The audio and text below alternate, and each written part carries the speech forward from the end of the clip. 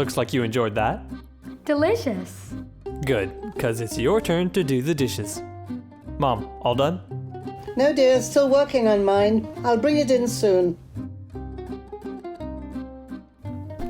Grandma, what are you doing? Kids these days, no appreciation for how much goes into a plate of food. You can't be wasting good food. But that's just a bone. Just a bone? This bone will be worth its weight in gold after I turn it into a delicious bone broth. Back in the old days, meat was never the centerpiece of a plate. We would use just a little bit of meat to flavor a whole meal of vegetables. And we would make that meat go a long way. Just because meat is cheap today doesn't mean we should be eating it every day. And we certainly shouldn't be wasting it.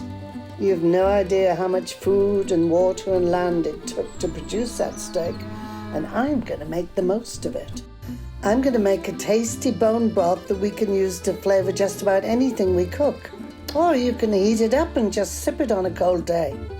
You all done now, Mom? Oh yes, delicious. Thank you. Wait, what did you do with the...